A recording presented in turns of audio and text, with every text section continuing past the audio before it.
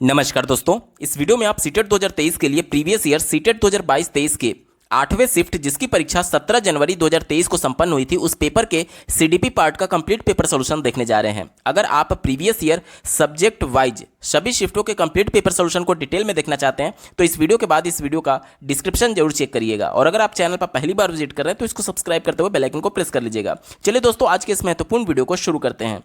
पहला प्रश्न आप अपने स्क्रीन पर देख पा रहे होंगे, विकास का शीर्षगामी सिद्धांत क्या सुझाता है। विकास का शीर्षगामी सिद्धांत क्या कहता है। मान लीजिए कि ये एक बालक है तो इसका जो विकास होगा वह ऊपर से नीचे की ओर यानी सर से एड़ी की तरफ होगा। ठीक है, सर से पैर की तरफ होगा। तो यही होता है विकास का शीर्षगामी सिद्धांत। दूसरे विकल्प में दिया गया विकास सिर से पैर की ओर होता है। ऑप्शन नंबर 2 सटीक उत्तर है। अगला प्रश्न पूछा गया है, निम्न में से कौन सा आनुवांशिक कारक है जो विकास को प्रभावित करता है। ध्यान से समझिएगा, आनुवांशिक और वातावरणीय दो कारक होते हैं जो कि विकास को प्रभावित करते हैं और विकास को सुनिश्चित करते हैं। ठीक है, तो आनुवांशिक कारक वो होता है जो बच्चे के इंडिविजुअल लेवल पर उसके आंतरिक में होता है, जैसे कि उसके माता पिता से उसके गुण जो ट्रांसफर होते हैं उसी को आनुवांशिक लक्षण बोलते हैं। यानी ये इंडिविजुअल लेवल पर सबका अलग अलग हो सकता है। अब वातावरणीय कारक क्या होता है, जो बच्चे के परिवेश से जुड़ा हुआ है, जैसे उसके विद्यालय में क्या इन्वायरमेंट है, उसके घर पर क्या इन्वायरमेंट है, ये सब उसका वातावरणीय कारक हो जाएगा। इसी को ध्यान में रख करके उत्तर ढूंढेंगे। आनुवांशिक मतलब कि बच्चे के अंदर का कारक हमसे पूछा जा रहा है। पहला दिया गया सामाजिक नीतियां, तो सामाजिक नीति तो उसके परिवेश का पार्ट हुआ ना। समाज में जो कुछ भी नीतियां हैं वह उसके परिवेश का पार्ट है। अब सामाजिक नीतियां उसके माता पिता से आनुवांशिक लक्षण में थोड़ी मिली है, तो ये वातावरण का पार्ट है। तो हमारा उत्तर नहीं होगा क्योंकि हमसे आनुवांशिक कारक पूछा गया था। दूसरा दिया गया शैक्षिक संस्थाएं। शैक्षिक संस्थाएं यानी कि एजुकेशनल इंस्टीट्यूशंस की बात की जा रही है, यानी विद्यालय हो गया, कॉलेज हो गया, स्कूल हो गया, ये सब तो उसके माता पिता के आनुवांशिक लक्षण से थोड़ी मिले, ये तो वातावरण का पार्ट है ना, उसके समाज का पार्ट है। तो ये भी हमारा उत्तर नहीं होगा क्योंकि हमसे आनुवांशिक वाला पूछा गया था। सांस्कृतिक प्रथाएं यानी कि कल्चरल प्रैक्टिस की बात की जा रही है। अब देखिए, सांस्कृतिक तौर पर सभी मान्यताओं में अलग अलग कुछ प्रथाएं हैं, उसकी बात की जा रही है। तो बच्चा जन्म से ही इस प्रथाओं के संपर्क में नहीं आता है, बल्कि जब वो जन्म ले लेता है उसके बाद सामाजिक तौर पर आता है। सामाजिक तौर पर जो भी चीजें होंगी वह उसके परिवेश का पार्ट है, यानी इन्वायरमेंट का पार्ट है, उसके वातावरण का पार्ट है। तो यह भी हमारा उत्तर नहीं होगा। अब एक ही विकल्प बचा, देखिए ऑप्शन नंबर 3 जैविक परिपक्वता। जैविक परिपक्वता यानी बायोलॉजिकल, यानी कि बच्चे के जन्म के समय जो उसमें मैचुरेशन है। अब बच्चे के जन्म के समय जैविक तौर पर जो उसमें मैचुरेशन है वो उसके माता पिता से मिला हुआ है। जन्म के समय जो भी प्रॉपर्टीज मिलती है वो तो माता पिता से गुण ट्रांसफर होते हैं ना, उसमें अभी समाज का कोई भी रोल नहीं है। समाज के संपर्क में जब बच्चा आएगा तब वो वातावरणीय कारक में कन्वर्ट होगा। लेकिन जन्म के समय जैविक मतलब कि जन्म के समय जो भी उसमें मैचुरेशन है, जो भी उसमें आंतरिक गुण है वो उसके माता पिता से ट्रांसफर हुए हैं और इसी को आनुवांशिक कारक बोलते हैं। ऑप्शन नंबर 3 सटीक उत्तर होगा। अगला प्रश्न पूछा गया है, बहुत छोटे बच्चों के लिए निम्न में से कौन सी समाजीकरण की प्राथमिक संस्था है। समाजीकरण की प्राथमिक संस्था यानी कि बच्चा पहली बार समाजीकरण कहाँ से सीखता है, और वो भी बहुत छोटे बच्चों के लिए पूछा गया है। तो बच्चा जब पहली बार जन्म लेता है तो सबसे पहले अपने माता पिता के संपर्क में आता है और वहीं से सीखता है कि एक दूसरे पर हम लोग निर्भर हैं। जैसे कि समाजीकरण क्या होता है कि जैसे नाई है तो वह हमारे ऊपर डिपेंडेंट है अपनी आजीविका जुटाने के लिए, पैसे के लिए, और हम उस पर डिपेंडेंट हैं कि हम अपने बाल नाई के पास जाकर के कटवाते हैं। यानी कि समाज में प्रत्येक व्यक्ति एक दूसरे पर निर्भर है, इसी को समाजीकरण कहते हैं। तो ये बच्चा पहली बार कैसे सीखता है, बच्चा जब जन्म लिया तो वो अपने क्रियाकलाप के लिए अपनी माता पिता पर निर्भर होता है। तो ये निर्भरता बच्चा पहली बार किसके संपर्क में आने से सीख रहा है, अपने परिवार के संपर्क में आने से सीख रहा है, जो कि ऑप्शन नंबर 4 इसका बिल्कुल एप्रोप्रिएट आंसर हो जाएगा। बाकी की विकल्पों की बात करें तो देखिए, पहला दिया गया किताबें। बच्चा जन्म लेते ही किताब के संपर्क में नहीं आता है, उत्तर नहीं होगा। सिनेमा, जन्म लेते ही वो पिक्चर देखने नहीं जा रहा, गलत है। माता पिता का कार्यस्थल, देखिए बहुत सारे बच्चे हड़बड़ी में उत्तर को गलत कर देते हैं। उनको ये लगता है कि प्राथमिक संस्था यानी उनके माता पिता, यहां तक तो ठीक था, लेकिन कार्यस्थल का मैं कहने का मतलब कि उनका वर्क प्लेस, यानी जैसे आपके पिता कहीं जा करके नौकरी करते होंगे, मान लीजिए किसी बैंक में, किसी रेलवे ऑफिस में है, तो वहां के संपर्क में बच्चा थोड़ी आएगा। माता पिता के संपर्क में कब आता है, वो जब माता पिता घर पर होते हैं। जब पिता ऑफिस में है तो ऑफिस के संपर्क में बच्चा थोड़ी आएगा। बच्चा जन्म लिया तो डायरेक्टली ऑफिस थोड़ी चला जाएगा, पहले माता पिता के संपर्क में घर पर ही तो आएगा। तो यहां पर कार्य स्थल की वजह से ये निगेटिव है। हड़बड़ी में हम लोग माता पिता देख करके इसको टिक कर देते हैं, जो कि हमारा गलत हो जाता है। तो बच्चा अपने पहले परिवार के संपर्क में आता है। ऑप्शन नंबर 4 सटीक उत्तर होगा। अगला प्रश्न पूछा गया है, जीन पियाजे के संज्ञानात्मक विकास सिद्धांत के अनुसार अधिकतर बच्चे किस चरण में मूर्त समस्याओं के बारे में तार्किक रूप से सोचने में सक्षम हो जाते हैं। मूर्त तौर पर चिंतन बच्चे में किस अवस्था में आ जाता है? तो जीन पियाजे ने जो 4 अवस्थाएं दी थी, चारों विकल्प के तौर पर दिया गया। तो मूर्त अवस्था यानी देख करके उसके बारे में चिंतन करना बच्चे मूर्त संक्रियात्मक अवस्था में शुरू कर देते हैं। ऑप्शन नंबर 3 इसका बिल्कुल सटीक जवाब हो जाएगा। अगला प्रश्न पूछा गया है, जीन पियाजे के अनुसार व्यवहारों और विचारों का संयोजन, व्यवस्थीकरण, पुनर्संयोजन और पुनर्व्यवस्थीकरण करके सुसंगत प्रणाली में लाना क्या कहलाता है? ध्यान से समझिएगा, हमसे क्या कहा जा रहा है कि विचारों के बारे में अब कोई भी नया विचार वो बच्चे के संज्ञान में वृद्धि करता है। जैसे कि बच्चा कोई भी चीज पहली बार जानता है तो उसको बोलते हैं कि बच्चे के संज्ञान में वृद्धि हो रहा है। जैसे कि मान लीजिए आप किसी को कोई जानकारी देते हैं, ज्ञापन देते हैं, तो आप क्या बोलते हैं कि मैं आपके संज्ञान में ये बात लाना चाहता हूं। यानी कोई भी नई चीज जानना उसे ही संज्ञान बोलते हैं। अब कोई भी नया विचार बच्चा जान रहा है तो उसके संज्ञान में वृद्धि हो रही है। और जीन पियाजे का सिद्धांत क्या कहलाता है? संज्ञानात्मक विकास का सिद्धांत ही उन्होंने दिया था। तो अब हमसे ये पूछा जा रहा है कि बच्चे जब कोई नई चीज को जान रहे हैं या फिर व्यवहारों को जान रहे हैं तो उसको संयोजन करते हैं, यानी कि उनको कलेक्ट करते हैं, उसके बाद से व्यवस्थीकरण करते हैं यानी ऑर्गेनाइज करते हैं, और पुनः संयोजन करते हैं और पुनः ऑर्गेनाइज करते हैं, और सुसंगत प्रणाली में लाना क्या कहलाता है? ध्यान से समझिएगा क्या कहा जा रहा है। मान लीजिए बच्चे ने एक कुत्ते को देखा, और एक बिल्ली को देखा, ठीक है, एक आदमी को देखा, एक रोटी को देखा, उसके बाद से एक पेन उसने देखा। अब यहां पर देखिए बच्चे के लिए सभी इंफॉर्मेशन अलग अलग है। ये कुत्ता था, ये बिल्ली था, ये आदमी था, ये खाने की वस्तु है, ये लिखने की वस्तु है, सभी चीजें अलग अलग हैं। तो बच्चा पहले इंफॉर्मेशन को क्या करेगा? कलेक्ट करेगा। सभी इंफॉर्मेशन को देखा, सभी इंफॉर्मेशन को उसने प्राप्त कर लिया। अब उसके बाद से क्या करेगा? वो उसको व्यवस्थीकरण करेगा, यानी कि अलग अलग कैटेगराइज करेगा कि ये कुत्ते वाले में रखेगा फोल्डर में, ये बिल्ली वाले फोल्डर में रखा गया, ये मनुष्य वाले फोल्डर में रखेगा, ये रोटी खाने की वस्तु के फोल्डर में रखेगा, और ये लिखने की वस्तु के फोल्डर में रखेगा।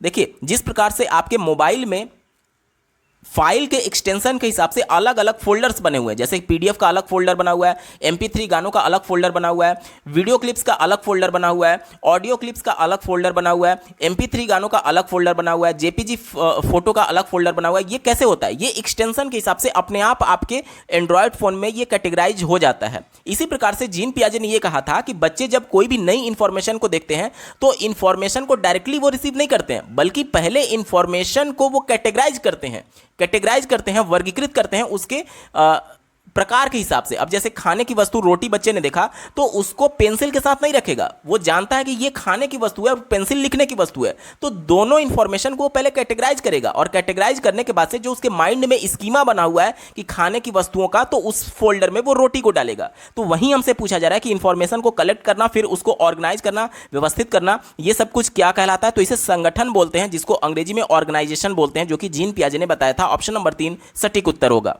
अगला प्रश्न पूछा गया है, लेव वाइगोत्स्की के अनुसार क्या चिंतन और अधिगम विकास में महत्वपूर्ण भूमिका निभाते हैं? तो लेव वाइगोत्स्की ने जो सिद्धांत दिया है सामाजिक सांस्कृतिक अंतःक्रिया का सिद्धांत, उन्होंने ये कहा था कि बच्चे सामाजिक तौर पर और सांस्कृतिक तौर पर एक दूसरे से इंटरेक्शन करके सीखते हैं। बच्चे समाज में और संस्कृति के तौर पर अंतःक्रिया के माध्यम से सीखते हैं। तो चारों विकल्पों में देखिए पहला दिया गया अग्रिम आयोजक, तो ये हमारा उत्तर नहीं है। समान योग्यता समूह निर्माण, ये भी उत्तर नहीं है। पुरस्कार एवं दंड, ये भी उत्तर नहीं है। ऑप्शन नंबर 2 में देखिए सांस्कृतिक उपकरण की बात की गई है, यानी कल्चरल टूल। उनके सिद्धांत का ही नाम है सामाजिक सांस्कृतिक अंतःक्रिया का सिद्धांत, इसलिए ऑप्शन नंबर 2 सटीक उत्तर होगा।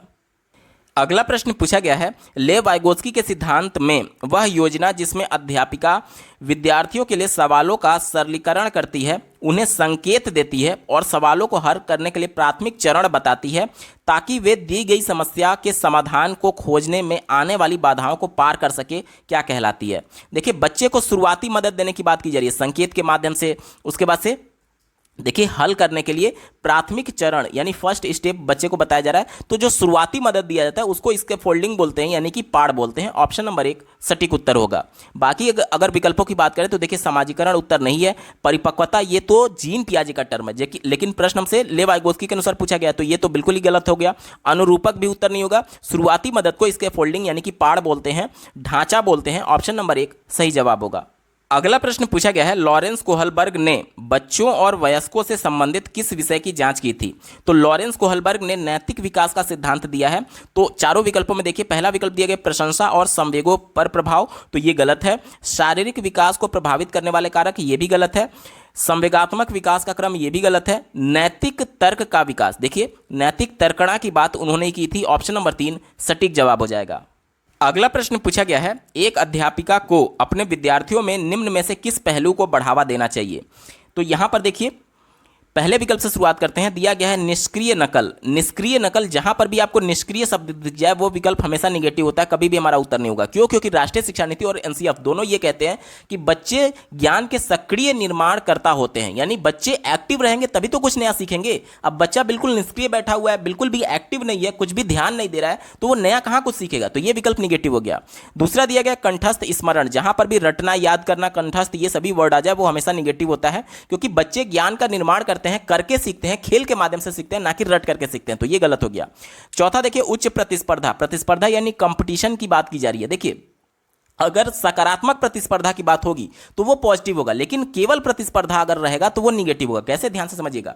कक्षा में अगर 50 बच्चे हैं, 50 बच्चे में से 3 बच्चे जो कि फर्स्ट, सेकंड और थर्ड किसी परीक्षा में आए, अगर मैं उसको शाबाशी देता हूं, कोई इनाम देता हूं, और उसको देख करके दूसरे बच्चे अगर मोटिवेट होते हैं कि अगर मैं भी मेहनत करूंगा तो अगली बार मैं भी फर्स्ट आऊंगा और मेरी भी प्रशंसा होगी, मुझे भी इनाम मिलेगा, तो ये होगा पॉजिटिव कंपटीशन। यानी कि आप सकारात्मक तौर पर दूसरे से कंपटीशन करा रहे हैं बच्चों को, ताकि वह इंटरनली मोटिवेट हो चीजों के बारे में सीखने के लिए। ये सकारात्मक प्रतिस्पर्धा बोला जाएगा। लेकिन अगर एक बहुत प्रतिभाशाली बालक है और उसकी तुलना आप बहुत कमजोर बालक से कर रहे हैं, तो ये बच्चे के लिए निगेटिविटी वाला फीलिंग आएगा, क्योंकि बच्चा जानता है कि मैं उसके साथ कंपीट कर ही नहीं सकता, वो बहुत तेज है, और साथ ही साथ एक तो मुझे कॉन्सेप्ट समझ में नहीं आ रहा है, और ऊपर से टीचर मेरी उसके नंबर की तुलना कर रहे हैं उसके साथ। तो इससे क्या होगा कि बच्चे में निगेटिविटी आएगी, यानी कि आप एक बच्चे का दूसरे से तुलना कर ही नहीं सकते। और वैसे भी समावेशी कक्षा में ये प्रैक्टिकली पॉसिबल भी नहीं है। जैसे मान लीजिए कि समावेशी कक्षा में पैर से विकलांग बालक भी उसी कक्षा में पढ़ रहा है और नॉर्मल बालक भी उसी कक्षा में पढ़ रहा है।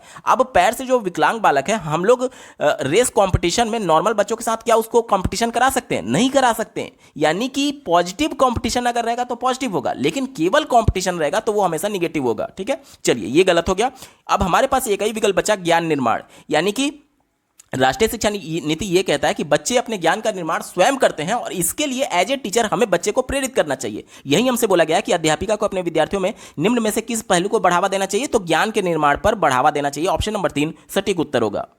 अगला प्रश्न पूछा गया है, बुद्धि के समकालीन संप्रत्ययों के अनुसार बुद्धि लब्धि परीक्षण किस व्यक्ति की बुद्धिमत्ता को जांचने के लिए उपयुक्त नहीं है, क्योंकि वे अक्सर क्या होते हैं? तो कहा यह जा रहा है कि बुद्धि लब्धि जो परीक्षण होता है, जो आईक्यू टेस्ट होता है, वो अक्सर क्या होते हैं? तो वो सांस्कृतिक रूप से पूर्वाग्रहित होते हैं। पूर्वाग्रहित का मतलब क्या होता है? देखिए कल्चरल बायस्ड की बात की जा रही है। पूर्वाग्रहित का मतलब कि बिना किसी के बारे में जाने, उसके बारे में एक आम धारणा बना लेना, इसको बोलते हैं पूर्वाग्रह। जैसे कि मान लीजिए कि कोई मैले कुचैले कपड़ा पहना है, तो उसको अगर वो भीड़ में है तो लोग समाज में उसको देख करके ये अपनी एक आम अवधारणा बना लेते हैं कि ये अनपढ़ होगा, पढ़ा लिखा नहीं होगा। हो सकता है कि उसकी आर्थिक स्थिति सही नहीं है, जिसकी वजह से वो मैले कुचैले फटे कपड़े पहना हुआ है, लेकिन उसके संज्ञान से कोई भी लेना देना नहीं है। लेकिन समाज के लोग अपने मन में क्या धारणा बना लेते हैं कि ये हो सकता है अनपढ़ है, इस वजह से फटे कपड़े, पुराने कपड़े पहना हुआ है। तो हमने उसके बारे में नहीं जाना कि वो पढ़ा लिखा है या नहीं, लेकिन उसके कपड़े को देख करके हमने अपने मन में धारणा बना लिया कि ये पढ़ा लिखा नहीं है। इसी को बोलते हैं पूर्वाग्रह। यानी कि बिना किसी के बारे में जाने उसके बारे में अपनी एक आम धारणा बना लेना, इसी को पूर्वाग्रह बोलते हैं। ठीक है, चलिए अब ये कहा जा रहा था कि किसी व्यक्ति की बुद्धिमत्ता को जांचने के लिए उपयुक्त नहीं है आईक्यू लेवल, क्योंकि वे अक्सर कैसे होते हैं? पूर्वाग्रहित होते हैं। अब आईक्यू लेवल का जो फॉर्मूला होता है वो क्या होता है? Mental age divided by current age. अब ध्यान से देखिएगा, मान लीजिए कि मैं बच्चे के गणित के बारे में किसी प्रश्न के हिसाब से उसका आईक्यू लेवल टेस्ट कर रहा हूं। तो गणित का कोई एक प्रश्न मैं बच्चे से पूछा, और अगर वो मान लीजिए कक्षा 3 का बच्चा है और कक्षा 5 के प्रश्नों को सॉल्व कर ले रहा है, तो उसका आईक्यू लेवल अच्छा आएगा। लेकिन हो सकता है कि बच्चा केवल गणित में ही अच्छा हो, बाकी सब्जेक्ट में अच्छा ना हो। हो सकता है कि अंग्रेजी के प्रश्न कक्षा 3 में वो है और 5 के प्रश्नों का जवाब ना दे पाए, इनफैक्ट वो कक्षा 2 के प्रश्नों का भी इंग्लिश में जवाब ना दे पाए, तो उसका आईक्यू लेवल इंग्लिश में कम आ जाएगा। अब यहां पर हमने सांस्कृतिक तौर पर ये देख लिया कि बच्चा अमीर घर से है, बच्चा बहुत अच्छे कपड़े पहना हुआ है, तो इससे हमने एक सब्जेक्ट का उसका आईक्यू लेवल टेस्ट किया मैथ के हिसाब से, उसमें वो अच्छा परफॉर्म किया तो हमने उसका आईक्यू लेवल अच्छा बता दिया। लेकिन अन्य सब्जेक्ट में हमने अपनी एक आम धारणा बना ली है कि ये चूंकि अच्छे कपड़े पहना हुआ है, अच्छे साफ सुथरे दिख रहा है, अच्छे से बात कर रहा है, इसलिए इसका आईक्यू लेवल सभी सब्जेक्ट में अच्छा होगा। तो ये पूर्वाग्रह होगा, यानी कि हमने उसकी जांच ही नहीं की, उसके कपड़ों को देख करके, उसके बोलचाल की भाषा को देख करके, उसके हाव भाव को देख करके हमने सभी सब्जेक्ट्स में उसके आईक्यू लेवल को एक आम धारणा के तहत पहले से ही गढ़ दिया कि हाँ इसका सब सब्जेक्ट में आईक्यू लेवल अच्छा होगा। तो ये जो आईक्यू लेवल होता है वो पहले से ही कहीं ना कहीं सांस्कृतिक रूप से पूर्वाग्रहित होता है। ये ऑप्शन नंबर 3 सटीक जवाब हो जाएगा। बाकी के विकल्पों की अगर बात करें तो पहला दिया गया वैध। देखिए वैध तो कभी भी नहीं होगा, क्योंकि आप केवल एक बच्चे के केवल कुछ प्रश्नों के आधार पर उसका आईक्यू लेवल जांच नहीं कर सकते, तो ये वैध नहीं माना जाता है, विश्वसनीय भी नहीं होता है, व्यापक भी नहीं होता है। व्यापक तो तब होता है ना कि जब सभी पक्षों में बच्चों के संज्ञान की बात की जाती। यहां पर पर्टिकुलर किसी एक सब्जेक्ट की बात कर रहे हैं तो पर्टिकुलर किसी एक पॉइंट की बात कर रहे हैं, बाकी अन्य सब्जेक्ट्स को आप इग्नोर कर दे रहे हैं, तो ये व्यापक नहीं होता है। इसलिए ऑप्शन नंबर 3 इसका बिल्कुल एप्रोप्रिएट आंसर हो जाएगा। अगला प्रश्न पूछा गया है भाषा और विचार। देखिए लेव वाइगोत्स्की का यह मानना था कि पहले बच्चे में भाषा का विकास होगा तभी वह एक दूसरे से इंटरेक्शन करके दूसरे के संज्ञान में वृद्धि कर सकता है, यानी उसके विचार में वृद्धि कर सकता है। यानी भाषा और विचार जो हैं वो एक दूसरे से इंटरकनेक्टेड हैं। इसी को ध्यान में रख करके उत्तर ढूंढेंगे। चौथा दिया गया है कि भाषा और विचार एक स्थिर और एक रूप तरीके से ही अंतःक्रिया करते हैं। तो क्या भाषा और विचार स्थिर है? अगर स्थिर होता तो आज मैं जो कुछ सोच रहा हूं 5 साल बाद भी वही चीज़ों को सोच रहा होता। तो ये स्थिर कहाँ है? ये तो चलायमान है ना। जैसे जैसे मेरे संज्ञान में वृद्धि होगा मेरे सोचने समझने की क्षमता में भी वृद्धि होगा। अब एक 5 साल का बालक है और एक 30 साल का बालक है, दोनों के सोचने समझने, दोनों के विचार, दोनों के संज्ञान में अंतर होता है। क्यों? क्योंकि 5 साल के बच्चे के भाषा पर उतनी पकड़ नहीं होती है, लेकिन जैसे जैसे वो बड़ा होता जाएगा भाषा पर उसकी पकड़ होने लगेगी और उसके बाद से उसमें चिंतन करने की भी क्षमता विकसित होती है। यानी ये स्थिर नहीं होता है बल्कि परिवर्तनशील होता है। विकल्प निगेटिव है, हमारा उत्तर नहीं होगा। तीसरा विकल्प देखिए किसी व्यक्ति के विकास को प्रभावित नहीं करते हैं। अब लेव वाइगोत्स्की का साफ तौर पर यह कहना था कि बच्चे का जो संज्ञानात्मक विकास होता है वह उसके भाषा के माध्यम से होता है, क्योंकि भाषा जब बच्चा एक दूसरे से इंटरेक्शन करता है, बातचीत करता है, तभी उसमें संज्ञान की वृद्धि होती है। और यह विकल्प कह रहा है कि किसी भी व्यक्ति के विकास में भाषा का कोई महत्व ही नहीं है। तो ये तो विकल्प बिल्कुल निगेटिव है, हमारा उत्तर नहीं होगा। दूसरा देखिए एक दूसरे से स्वतंत्र रूप से विकसित होते हैं, यानी कि भाषा और विकास कहा जा रहा है कि एक दूसरे से स्वतंत्र होते हैं। तो ये तो निगेटिव हो गया ना लेव वाइगोत्स्की के अनुसार, क्योंकि लेव वाइगोत्स्की का कहना यही है जब आपके पास कोई भाषा नहीं रहेगी तो किसी से इंटरेक्शन कैसे करेंगे? इंटरेक्शन करने के लिए भाषा की तो आवश्यकता है ना। यानी कि भाषा और विचार आपस में इंटरकनेक्टेड है, ना कि स्वतंत्र है। तो ये भी निगेटिव हो गया। एक ही विकल्प बचा कई महत्वपूर्ण रूपों से अंतःक्रिया करते हैं, यानी कि आपस में जब हम लोग एक दूसरे से इंटरेक्शन करते हैं तब भाषा के माध्यम से इंटरेक्शन करके हमारे अंदर विचार उत्पन्न होते हैं। ठीक है, यानी कि यही ऑप्शन नंबर 1 इसका बिल्कुल सटीक जवाब हो जाएगा। अगला प्रश्न पूछा गया है लगभग किस उम्र के आसपास प्रायः बच्चों में जेंडर भूमिका की प्रारंभिक समझ आ जाती है? जेंडर भूमिका क्या होता है? तो जेंडर जो है वो एक सामाजिक संरचना है। जैसे लिंग की अगर हम लोग बात करें तो जो लिंग होता है वो जैविक संरचना होता है, यानी जन्म से ही बच्चे का लिंग तय होता है कि ये लड़का है या लड़की है उसके शरीर के बनावट के हिसाब से। लेकिन जो जेंडर होता है वो सामाजिक संरचना है। सामाजिक संरचना कहने का मतलब क्या हुआ? इसका मतलब ये हुआ कि जैसे मान लीजिए लड़का है तो समाज ने उसके लिए तय किया हुआ है कि लड़का है तो पैंट शर्ट पहनेगा। ये जन्म से या फिर ऐसा नहीं है कि उसको फ्रॉक नहीं पहनाया जा सकता, लेकिन समाज ने ये तय किया है कि लड़का है तो उसको पैंट शर्ट पहनाना होगा और लड़की है तो उसको फ्रॉक पहनाना होगा। ठीक है, इसके अलावा लड़का है तो वो बाहर जाकर के आजीविका जुटाएगा, लड़की है तो घर का चूल्हा चौका संभालेगी। ये सब कुछ जो जिम्मेदारियां हैं, जो भूमिका है, वो किसने तय किया? समाज ने तय किया है। इसीलिए जेंडर को सामाजिक संरचना बोलते हैं। तो हमसे यही पूछा जा रहा है कि वह कौन सी उम्र है जिसमें बच्चा ये सभी सामाजिक भूमिका यानी जेंडर भूमिका की समझ उसमें विकसित हो जाती है, यानी वो समझने लगता है कि मैं लड़का हूं तो मैं ये करूंगा और मैं लड़की हूं तो मैं ये करूंगा। तो ये प्रायः 4 वर्षों में देखा गया है कि बच्चों में ये समझ विकसित हो जाती है। वो देखते हैं कि मेरे घर में माता खाना बना रही है और पिता ऑफिस जा रहे हैं, तो बच्चे में ये समझ विकसित हो जाती है कि लड़की है तो घर का खाना बनाएगी और लड़का है तो बाहर जाकर के आजीविका जुटाएगा। वो 4 साल का बच्चा अब समझने लगता है कि मैं लड़का हूं तो मैं पैंट शर्ट पहनूंगा और लड़की है तो फ्रॉक पहनेगी। ये सभी चीज़ें कपड़ों के तरह या फिर आर्थिक तौर पर चीज़ें या फिर सामाजिक तौर पर चीज़ें, जो कुछ भी उसमें जेंडर के आधार पर भेदभाव होता है, वो चीज़ें बच्चे अब समझने लगते हैं 4 वर्ष की उम्र में। इसलिए ऑप्शन नंबर 1 सटीक उत्तर होगा। अगला प्रश्न पूछा गया है, शिक्षा में समावेशन को बढ़ावा देने के लिए एक अध्यापक को ऐसा कक्षा वातावरण पैदा करना चाहिए जो। समावेशी कक्षा क्या होता है? जिसमें किसी भी प्रकार की शारीरिक अक्षमता क्यों ना हो, किसी भी प्रकार का बच्चे में अधिगम अक्षमता क्यों ना हो, सबको साथ लेकर के चलना, चाहे बहुत प्रतिभाशाली बालक है या फिर बहुत कमजोर बालक है, किसी को उसकी योग्यता के आधार पर बंटवारा ना करके सबको एक साथ लेकर के चलना ही समावेशन कहलाता है। अब समावेशन कैसे पॉसिबल होगा? जब हम एज ए टीचर सबकी जरूरतों को ध्यान में रखेंगे। जैसे मान लीजिए कोई कक्षा में दृष्टिबाधित बालक है तो सबके साथ उसको कैसे पढ़ाया जा सकता है? जब उसको ब्रेल लिपि के माध्यम से पढ़ाया जाए, क्योंकि अगर मैं केवल मौखिक तरीके से या फिर केवल लिखित तरीके से बच्चे को बताऊंगा तो लिखित तरीके से ब्लैक बोर्ड पर तो बच्चा देख नहीं पाएगा, इसलिए ब्रेल लिपि उसके लिए जरूरी है। और अगर कक्षा में कोई श्रवण बाधित है और मैं मौखिक तरीके से पढ़ा रहा हूं तो वो सुन करके नहीं समझ पाएगा। यानी सबकी जरूरतों को ध्यान में रखा जाएगा, तभी सबको साथ में लेकर के चला जा सकता है। ठीक है, चलिए इसी को ध्यान में रख करके उत्तर ढूंढेंगे। चौथा विकल्प कहा जा रहा है कि विद्यार्थियों में प्रतिस्पर्धा की भावना को बढ़ावा देना। देखिए मैं बार बार कह चुका हूं कि जिस भी विकल्प में केवल प्रतिस्पर्धा होगा वो निगेटिव होगा, लेकिन सकारात्मक प्रतिस्पर्धा अगर होगा तो वो पॉजिटिव होगा। अब मान लीजिए समावेशी कक्षा है जिसमें कोई पैर से विकलांग बालक भी है, कोई नॉर्मल बच्चे भी है, तो दोनों के बीच में हम रनिंग कंपटीशन कैसे करा सकते हैं, दौड़ वाला प्रतियोगिता कैसे करा सकते हैं जब बच्चा दौड़ ही नहीं पाएगा, पैर से विकलांग है तो इसलिए प्रतिस्पर्धा हमेशा निगेटिव होगा। लेकिन अगर पॉजिटिव प्रतिस्पर्धा की बात की जाएगी, सकारात्मक प्रतिस्पर्धा की बात की जाएगी तो वो हमेशा पॉजिटिव सेंस में होता है। देखिए तीसरा विकल्प क्या दिया गया है, योग्यता के बारे में सत्व धारण को पोषित करना। देखिए यहां पर योग्यता की बात की गई है, योग्यता के आधार पर उसको एक तरीके से अलगाव की बात की जा रही है, तो ये विकल्प हमारा नहीं होगा। दूसरा देखिए रूढ़िवादी और नामीकरण को बढ़ावा देना। नामीकरण यानी कि नॉमिनेट करने की बात की जा रही है, लेबलिंग करने की बात की जा रही है कि ये ए ग्रेड का बालक है, ये बी ग्रेड का है, ये सी ग्रेड का है, या फिर ये बहुत तेज है, ये बहुत कमजोर है। इस प्रकार के नामीकरण की वजह से आप बच्चों के मन में साइकोलॉजिकल डिफ्रेंशिएशन क्रिएट करते हैं ताकि बच्चा जो है वह अपने आप को अलग समझने लगता है दूसरे बच्चों से, और इस दौरान बच्चा भेदभाव महसूस करता है और निगेटिव फीलिंग की वजह से वो अपना पूरा ध्यान संज्ञान की वृद्धि पर नहीं लगा पाता और कॉन्सेप्ट को समझने में नहीं लगा पाता। इसलिए ये विकल्प निगेटिव है, हमारा उत्तर नहीं होगा। अब हमारे पास एक ही विकल्प बचा, देखिए विविधता के प्रतिग्रहण को पोषित करके।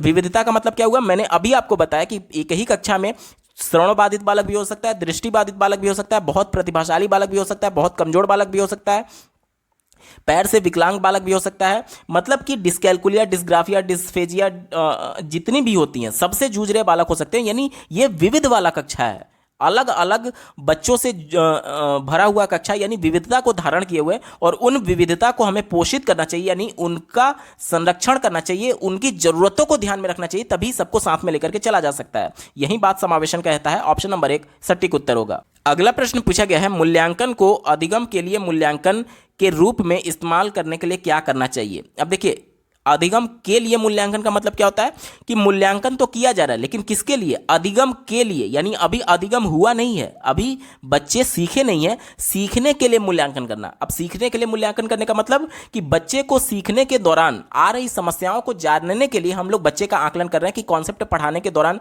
कहीं बच्चे को कॉन्सेप्ट में तो दिक्कत नहीं है। यानी कि ये शिक्षण अधिगम प्रक्रिया का एक इंटीग्रल पार्ट है और लगातार ये चलता रहता है कि बच्चे को जो भी कॉन्सेप्ट पढ़ाया जाएगा उस कॉन्सेप्ट के दौरान ही बच्चे को आ रही दिक्कत के बारे में हम लोग पता लगाएंगे आकलन के माध्यम से। और यही राष्ट्रीय शिक्षा नीति में सतत और व्यापक मूल्यांकन की बात करता है, यानी कि अधिगम प्रक्रिया के दौरान ही बच्चे का आकलन किया जाएगा, उसका मूल्यांकन किया जाएगा। ठीक है, इसी को ध्यान में रख करके उत्तर ढूंढेंगे।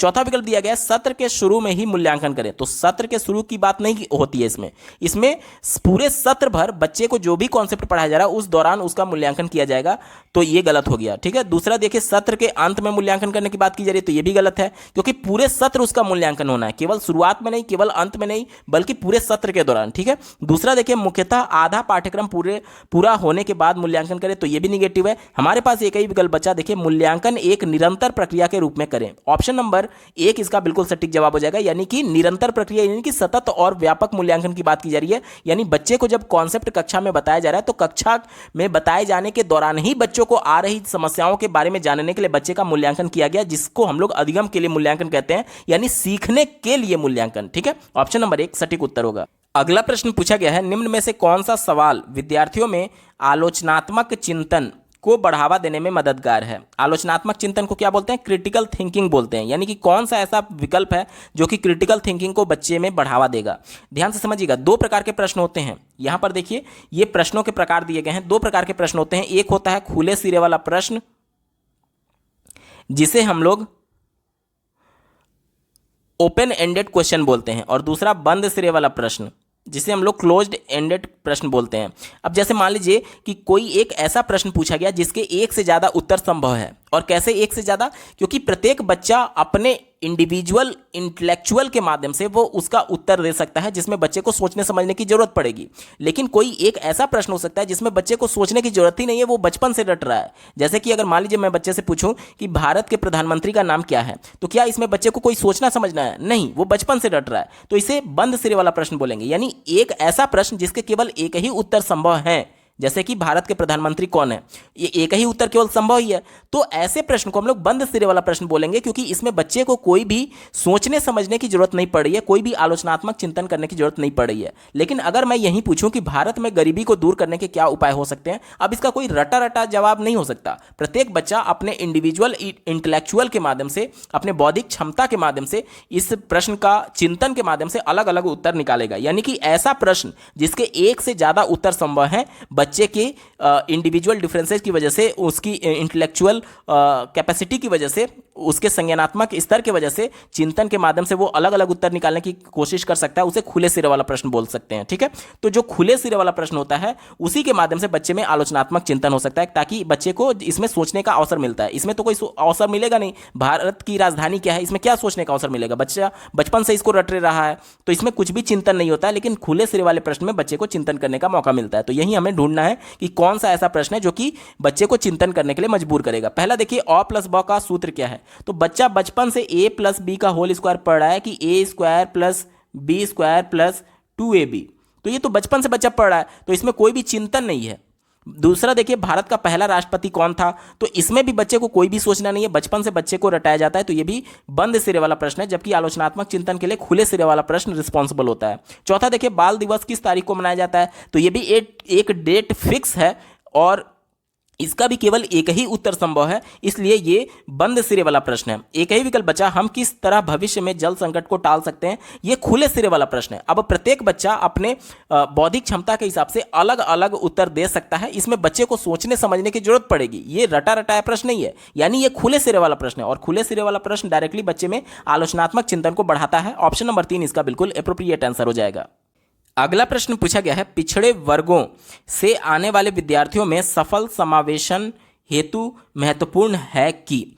अब देखिए, पिछड़े वर्ग यानी कि ऐसे बच्चों की बात की जा रही है जो कि डिसएडवांटेज ग्रुप से आए हुए हैं। देखिए, यानी कि जो पिछड़े हुए हैं, जो सामाजिक तौर पर हो सकता है पिछड़े हुए हैं, तो इन बच्चों को सामाजिक तौर पर सभी कक्षा के सभी बच्चों के साथ एक साथ पढ़ाने के लिए क्या आवश्यक है? तो आवश्यक ये है कि बच्चों को भी अपनापन महसूस हो उस कक्षा में। ऐसा ना हो कि वो इग्नोरेंस महसूस करें, उसको ये ना लगे कि टीचर सभी बच्चों पर ध्यान दे रहे हैं, मुझे ध्यान नहीं दे रहे हैं। यानी कि वो अपनापन कब महसूस करेंगे? जब उसकी संस्कृति से जुड़े हुए बातों को कक्षा में हम लोग शामिल करेंगे।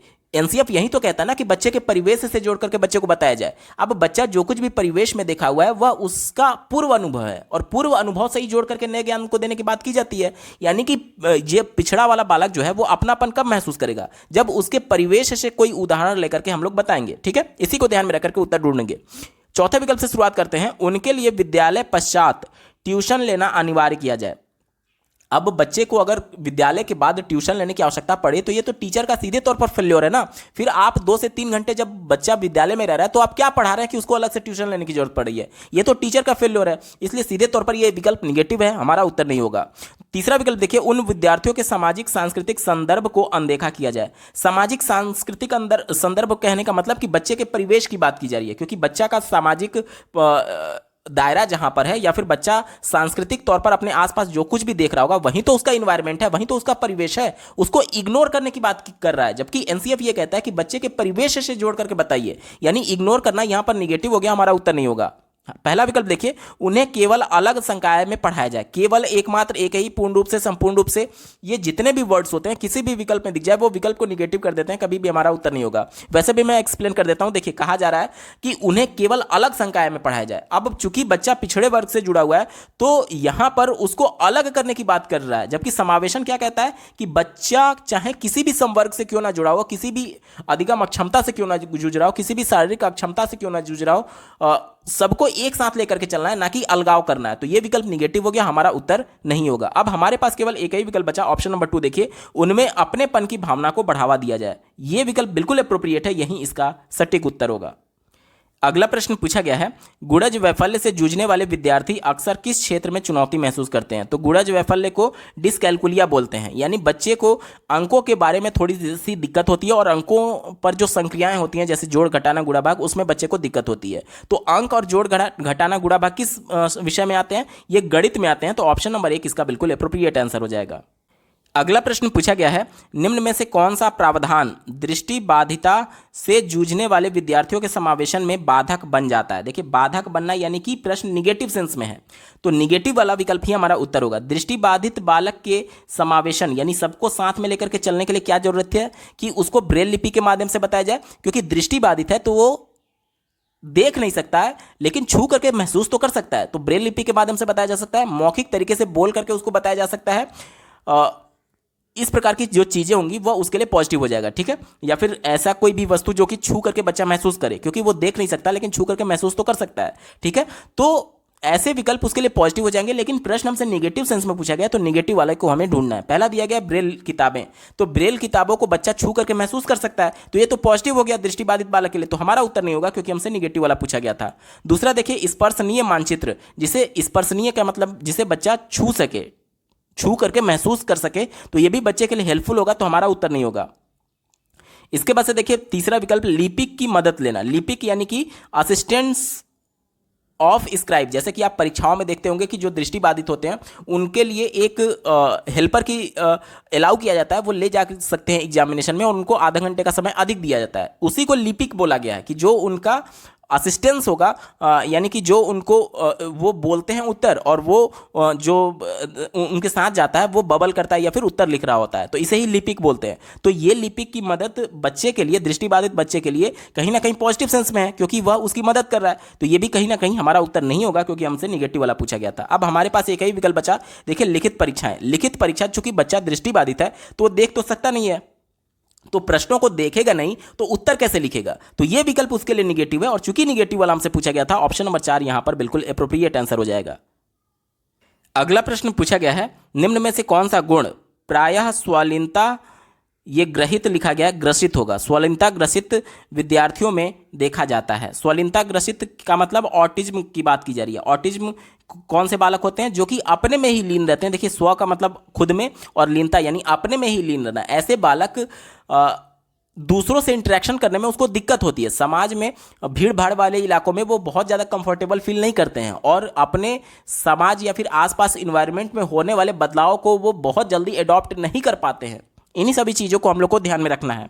चौथे विकल्प से शुरुआत करते हैं, दिनचर्या में बारंबार बदलाव की चाह, यानी कि फ्रिक्वेंटली चेंज की बात की जा रही है। तो मैंने आपको पहले ही बताया कि ये किसी भी प्रकार के बदलाव का विरोध करते हैं क्योंकि वो उसमें कंफर्टेबल नहीं हो पाते हैं, तो ये विकल्प निगेटिव हो गया, हमारा उत्तर नहीं होगा। तीसरा देखिए उच्च स्तरीय संप्रेषण कौशल यानी कम्युनिकेशन स्किल की बात की जा रही है। मैंने आपको क्या बताया कि ये अपने में ही लीन रहते हैं, समाज के लोगों से इंटरेक्शन करने में इनको प्रॉब्लम होती है। जब इंटरेक्शन करने में प्रॉब्लम है तो ये कम्युनिकेशन स्किल इनका अच्छा नहीं होता है, जबकि यहाँ पर उच्च स्तरीय बताया जा रहा है, तो ये गलत हो गया। दूसरा देखिए संज्ञानात्मक नम्यता यानी कि कॉग्निटिव कॉग्निटिव फ्लेक्सिबिलिटी, ये अपने में ही खोए रहते हैं और चूंकि समाज से बहुत ज़्यादा इंटरेक्शन नहीं करते हैं। और लेव वाइगोत्स्की के सिद्धांत के अनुसार अपने संज्ञान को तभी बढ़ाया जा सकता है जब आप एक दूसरे से इंटरेक्शन करते हैं बातचीत के माध्यम से। तो चूंकि ये बच्चा दूसरे से बातचीत कर ही नहीं पाता है, इसलिए इसमें संज्ञानात्मक नम्यता यानी फ्लेक्सिबिलिटी नहीं होती है। ये भी विकल्प निगेटिव हो गया लेव वाइगोत्स्की के सिद्धांत के अनुसार। अब हमारे पास केवल एक ही विकल्प बचा, ऑप्शन नंबर 1 देखिए, पुनरावृत्तीय व्यवहार, यानी वह एक ही चीज को बार बार रिपीटिव मोड में करते हैं। जैसे कि ऐसे बालक क्या होते हैं कि थोड़ा हकलाते हैं क्योंकि उनमें कॉन्फिडेंस की कमी होती है। कॉन्फिडेंस रहता है तो वो समाज के लोगों से बिल्कुल अच्छे तरीके से बातचीत कर पाते हैं, लेकिन अचानक से कोई उनसे कुछ बोलने के लिए बोल देगा स्टेज पर या फिर किसी दूसरे व्यक्ति से बातचीत करने के लिए बोल देगा तो वह उसमें झेप महसूस करने लगते हैं और इस वजह से वो थोड़ा सा हकलाने लगते हैं और उसी वजह से वह एक ही शब्द को बार बार पुनरावृत्ति करते हैं, पुनरावृत्तीय व्यवहार करते हैं। ऑप्शन नंबर 1 इसका बिल्कुल एप्रोप्रिएट आंसर हो जाएगा। अगला प्रश्न पूछा गया है, रेशमा 3 साल की उम्र से ही स्वतंत्र रूप से पढ़ने लगी और उसने अपनी पहुंच की हर किताब पढ़ ली। रेशमा किस तरह की विशेषता दिखा रही है? अब बच्ची जो है वह खुद से पढ़ने के लिए प्रेरित है, तभी तो वो बिना कहे पढ़ रही है। तो ये किसका लक्षण है? ये प्रतिभाशालिता का लक्षण है। ऑप्शन नंबर 2 यहाँ पर बिल्कुल एप्रोप्रिएट आंसर हो जाएगा। अगला प्रश्न पूछा गया है, बच्चे सबसे बेहतर किसके द्वारा सीखते हैं? चौथे विकल्प से शुरुआत करते हैं। दिया गया कंठस्थ स्मरण। जिस भी विकल्प में रटने की बात करेगा, स्मरण कंठस्थ की बात करेगा, वो हमेशा निगेटिव होता है, कभी भी हमारा उत्तर नहीं होगा। तीसरा विकल्प दिया गया है निष्क्रिय नकल। तो एनसीएफ और राष्ट्रीय शिक्षा नीति सक्रिय भागीदारी की बात करता है, यहाँ पर बच्चे निष्क्रिय हैं तो हमारा उत्तर नहीं होगा। दूसरा देखिए पुनरावृत्ति और अभ्यास, यानी कि ड्रिल की बात की जा रही है। ड्रिल जहां पर भी होगा वो हमेशा निगेटिव होता है, यानी बिना सोचे समझे एक ही चीज़ का बार बार बच्चा प्रैक्टिस कर रहा है, एक ही चीज़ का बार बार बच्चा प्रैक्टिस कर रहा है बिना किसी सोचे समझे। देखिए पुनरावृत्ति, बार बार रिपीटिशन हो रही है, तो ये भी निगेटिव होता है। एक ही विकल्प हमारे पास बचा, ऑप्शन नंबर 1 देखिए, खोजी अधिगम, यानी कि अन्वेषण के माध्यम से, खोज करने के माध्यम से बच्चे सीख रहे हैं। तो ऑप्शन नंबर 1 एनसीएफ और राष्ट्रीय शिक्षा नीति के अनुसार बिल्कुल एप्रोप्रिएट आंसर हो जाएगा। अगले प्रश्न में एक स्टेटमेंट दिया गया और दूसरा रीजन दिया गया है और दोनों को पढ़ करके हमें सही विकल्प का चयन कर लेना है। पहले स्टेटमेंट को पढ़ लेते हैं। देखिए, विद्यालयों को केवल सीखी गई सामग्रियों के पुनरुत्पादन पर जोर देना चाहिए, यानी कहा यह जा रहा है कि जो बच्चे सीख लिए हैं बस उसका पुनरुत्पादन कर दें, उसको रिप्रोड्यूस कर दें, कुछ भी नया ना सीखें, ये कहा जा रहा है। तो केवल एकमात्र, वैसे भी मैं बता चुका हूँ, जिस भी विकल्प में दिख जाए वो हमेशा निगेटिव होता है। तर्क देखिए क्या कहा जा रहा है कि स्मृति ना तो रचनात्मक होती है और ना ही निर्वचनात्मक होती है। रचनात्मक यानी कि कहा जा रहा है कि जो मेमोरी हमारी होती है वो कुछ भी नया चीज़ प्रोड्यूस नहीं कर सकती है, लेकिन आप खुद देखिए कि जो भी हमारे माइंड में पहले से नियम है, जो भी हमारे माइंड में पहले से अवधारणाएं हैं, उसका प्रयोग करके हम नई नई चीज़ों की रचना कर सकते हैं। तो स्मृति को आप रचनात्मक जरूर बोलेंगे, रचनात्मक होता है स्मृति, तो ये रचनात्मक नहीं बताया जा रहा है, तो ये विकल्प निगेटिव हो गया, यानी कि ए और आर दोनों गलत है, जो कि ऑप्शन नंबर 4 में दिया गया विकल्प नंबर 4 सही उत्तर होगा। अगला प्रश्न पूछा गया है, एक अध्यापिका को कैसे अधिगम क्रियाकलाप बनाने और संपादित करने चाहिए? चौथे विकल्प से शुरुआत करते हैं, जिनका उद्देश्य सिर्फ पूर्व ज्ञान का पुनरुत्पादन मात्र हो, केवल एकमात्र, एक ही, पूर्ण रूप से, संपूर्ण रूप से, सिर्फ, ये जितने भी वर्ड होते हैं हमेशा विकल्प को निगेटिव कर देते हैं। वैसे भी मैं आपको एक्सप्लेन करता हूं। कहा जा रहा है कि सिर्फ पूर्व ज्ञान को पुनरुत्पादन, यानी बच्चे ने जो कुछ सीख लिया है, जो उसका अनुभव है, बस उसको रिप्रोड्यूस करने की बात की जा रही है, नया कुछ भी ना सीखने की बात की जा रही है। तो ये विकल्प निगेटिव हो गया, हमारा उत्तर नहीं होगा। तीसरा विकल्प देखिए, जो विद्यार्थियों के परिवेश से गैर और अन्य देशीय हो। गैर यानी कि जो उसके परिवेश से ना जुड़ा हो और किसी दूसरे डायरेक्शन की बात कर रहा है। तो मैं आपको पहले भी बता चुका हूं कि बच्चे अपने परिवेश से जोड़ करके सीखते हैं, एनसीएफ कहता है, और वो उनसे ना जोड़ने की बात कर रहा है, इसलिए विकल्प निगेटिव है, हमारा उत्तर नहीं होगा। पहला देखिए, जिनकी प्रवृत्ति अति अमूर्त हो। देखिए, मैं आपको पहले भी बता चुका हूं कि प्राइमरी स्तर के बच्चों को मूर्त अवस्था में चीज़ों को जोड़ करके बताया जाता है ताकि बच्चे उसको देख करके प्रत्यक्ष अनुभव प्राप्त कर सकें। और अगर बच्चे को अमूर्त तौर पर बताया जाएगा तो देखिए, प्राइमरी में बच्चा 1 से 5 कक्षा तक रहता है। 1 में कब हो जाएगा? जब 6 साल का होगा, और 5 में कब जाएगा? जब वो 11 साल का होगा। अमूर्त वाला कॉन्सेप्ट कब आता है? जीन पियाजे के सिद्धांत में जो उन्होंने 4 अवस्थाएं बताई थी, पहला संवेदीगामक 0 से 2, दूसरा पूर्व संक्रियात्मक 2 से 7, तीसरा मूर्त संक्रियात्मक 7 से 11 और अमूर्त संक्रियात्मक 11 से 11 प्लस। यानी अमूर्त वाला कॉन्सेप्ट कब आएगा? 11 प्लस में आएगा। जबकि प्राइमरी में जब बच्चा कक्षा 5 में है तो उसकी एज मात्र 11 साल है, तो अभी उसमें अमूर्त चिंतन करने की योग्यता शामिल नहीं हुई है, अभी वो उतना योग्य नहीं है कि अमूर्त चिंतन कर पाए, तो ये अमूर्त वाला निगेटिव हो जाएगा प्राइमरी स्तर के बच्चों के लिए। अब हमारे पास केवल एक ही विकल्प बचा, ऑप्शन नंबर 2 देखिए, जो विद्यार्थियों की रुचि के अनुरूप हो। अब आपने रुचि का सिद्धांत पढ़ा होगा, जिस भी चीज में बच्चे रुचि लेते हैं उसको करने के लिए तत्पर रहते हैं, यानी रुचि से बच्चे में तत्परता जनरेट होगा, यानी इंटरनल मोटिवेशन जनरेट होगा। और अगर एक बार बच्चे में इंटरनल मोटिवेशन आ गया तो वो खुद पढ़ने के लिए प्रेरित हो जाएगा। ठीक है, तो ऑप्शन नंबर 2 यहां पर बिल्कुल अप्रोप्रिएट है, यही इसका सटीक उत्तर होगा। अगला प्रश्न पूछा गया है, अधिगम प्रक्रिया में विद्यार्थियों की संलग्नता को अधिकाधिक करने के लिए एक अध्यापिका को क्या करना चाहिए? यानी बच्चे खुद संलग्न रहे अधिगम प्रक्रिया में, खुद करके सीखे, इसके लिए क्या जरूरी है, हमसे पूछा जा रहा है। पहले विकल्प से शुरुआत करेंगे, अधिगम विद्यार्थियों की स्वायत्ता को न्यूनतम कर देना चाहिए। स्वायत्ता यानी कि ऑटोनोमी को, यानी बच्चे जो स्वतंत्र अवस्था में सीख रहे हैं उसको कम करने की बात की जा रही है, उन पर प्रतिबंध लगाने की बात की जा रही है। तो ये तो निगेटिव हो गया, क्योंकि राष्ट्रीय शिक्षा नीति ये कहता है कि बच्चे स्वतंत्र वातावरण में ही सीखते हैं, तो ये विकल्प उसका उल्टा बताया जा रहा है। दूसरा देखिए, विकर्षणों को अधिकतम कर देना चाहिए। विकर्षण यानी कि ऐसी चीज जो कि बच्चे को डिस्ट्रैक्ट कर रही है। अब ऐसे वजह से बच्चा अपनी पढ़ाई पर पूरा फोकस कर नहीं पाएगा, क्योंकि कुछ ऐसी एक्टिविटी हो रही है जिससे बच्चे का ध्यान बार बार हट रहा है, तो ये बच्चे के लिए निगेटिव हो गया, तो हमारा उत्तर नहीं होगा।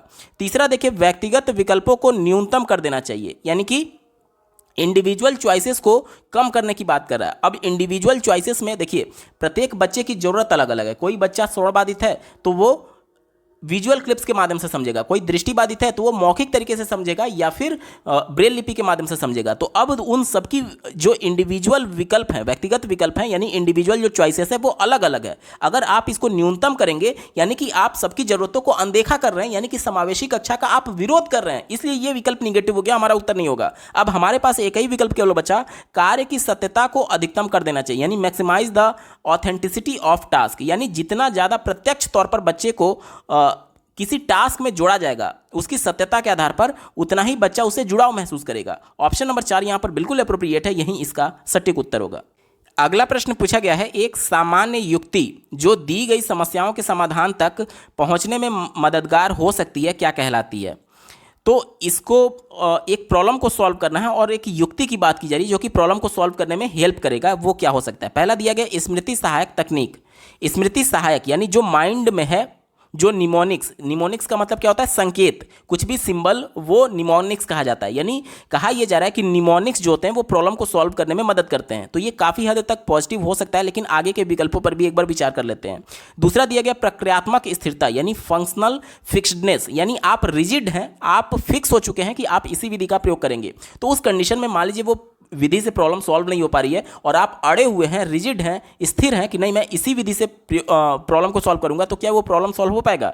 नहीं हो पाएगा। ये निगेटिव सेंस में हमारा उत्तर नहीं होगा। तीसरा देखिए अनुक्रिया समुच्चय। अनुक्रिया यानी रिस्पॉन्स सेट की बात की जा रही है। रिस्पॉन्स सेट का कहने का मतलब कि बच्चा क्रिएटिव नहीं है, उसके पास 3 ही सेट है जिसके माध्यम से वो प्रश्न को सॉल्व कर पाएगा।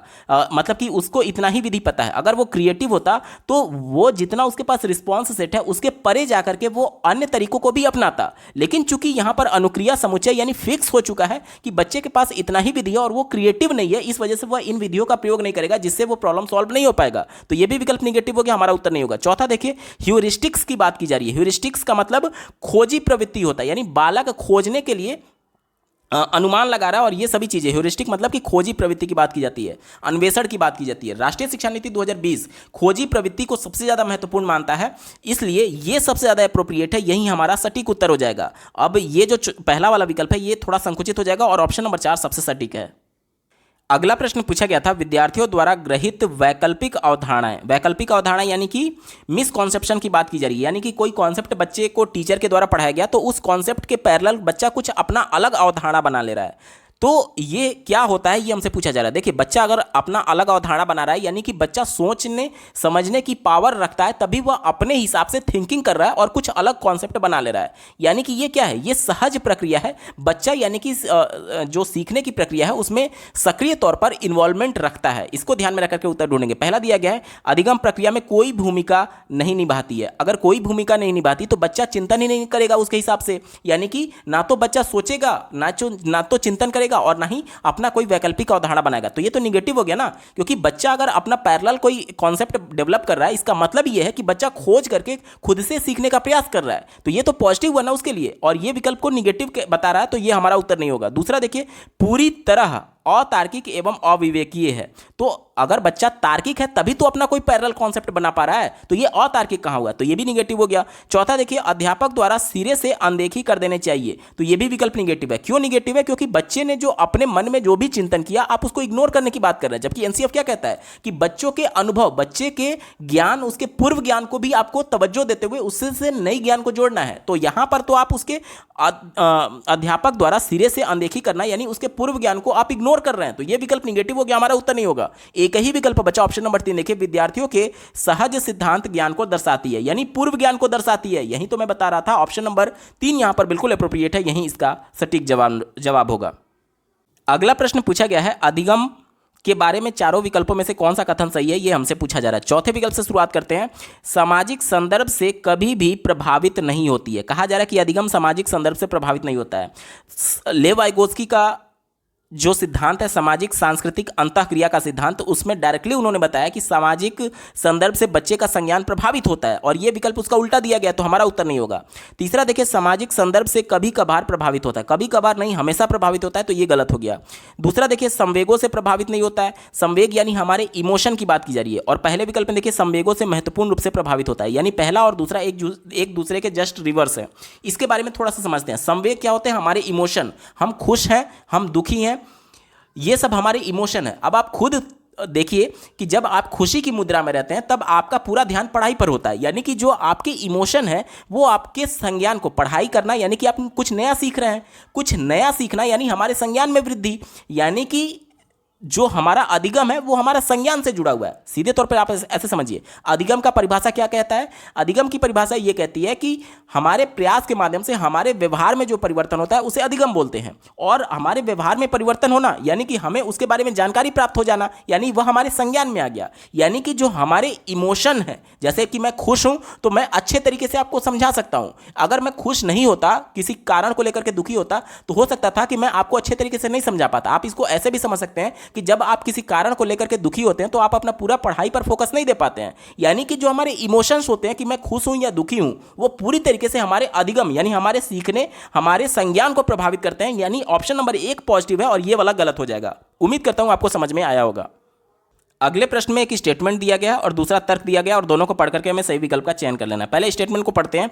एक अध्यापक द्वारा विद्यार्थियों को संप्रत्यय की समझ पाने के लिए अधिगम करने हेतु अभिप्रेरित करना चाहिए, यानी कहा जा रहा है कि टीचर के द्वारा बच्चों को मोटिवेट करना चाहिए। तो आपने अभिप्रेरणा का सिद्धांत पढ़ा होगा, यानी जितने ज़्यादा बच्चे मोटिवेटेड रहेंगे उतना सीखने के लिए अभिप्रेरित रहेंगे, यानी सीखने के लिए तत्पर रहेंगे। तो ये तो बात बिल्कुल पॉजिटिव है, हमारा उत्तर होगा। दूसरा देखिए, अधिगम अधिक प्रभावी और अर्थपूर्ण होता है अगर वह महारत उन्मुखी हो, तो ये भी बात बिल्कुल सही है, पॉजिटिव है, हमारा उत्तर होगा। यानी ए और आर दोनों सही है, और दोनों कहीं ना कहीं आर जो है वो एक ही सही तरीके से व्याख्या करता है। ऑप्शन नंबर 1 सटीक उत्तर होगा।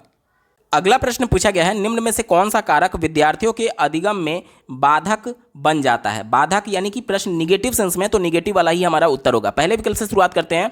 वातावरण से स्वाभाविक सहज पारस्परिक क्रिया, तो वातावरण बच्चे का परिवेश हो गया, और एनसीएफ बच्चों को परिवेश से जोड़ने की बात करता है, तो यानी ये अधिगम में बाधक नहीं होगा, तभी तो उससे जोड़ने की बात करता है एनसीएफ। तो ये विकल्प निगेटिव हो गया, हमारा उत्तर नहीं होगा, क्योंकि ये बाधक नहीं है बल्कि पॉजिटिव सेंस में, और चूंकि प्रश्न हमसे निगेटिव पूछा गया था तो ये हमारा उत्तर नहीं होगा। दूसरा देखिए, स्व अभिप्रेरित अभ्यास, यानी बच्चा खुद से इंटरनली मोटिवेटेड है, सेल्फ मोटिवेटेड है चीजों को सीखने के लिए। तो आपने थॉर्नडाइक का तत्परता का सिद्धांत पढ़ा होगा, जिसमें बच्चा अगर रुचि ले रहा है तो खुद से पढ़ने के लिए प्रेरित होगा, तो वो उसका अधिगम अर्थपूर्ण होता है। तो ये बाधक कहां हुआ? ये तो उसकी मदद कर रहा है, तो ये पॉजिटिव था, तो हमारा उत्तर नहीं होगा, क्योंकि हमसे निगेटिव वाला पूछा गया है। तीसरा देखिए, जानने और खोज करने की चाह, खोज करना यानी कि डिस्कवर करने की बात की जा रही है, अन्वेषण करके खोजने की बात की जा रही है, तो ये बच्चे के लिए पॉजिटिव है, क्योंकि एनसीएफ और राष्ट्रीय शिक्षा नीति खोज आधारित शिक्षा की पैरवी करता है, तो ये भी चूंकि पॉजिटिव है और प्रश्न हमसे निगेटिव सेंस में पूछा गया, तो ये हमारा उत्तर नहीं होगा। अब हमारे पास केवल एक ही विकल्प बचा, देखिए, कठोर एवं अनम्य पाठ्यक्रम, यानी कि रिजिड एवं इनफ्लेक्सिबल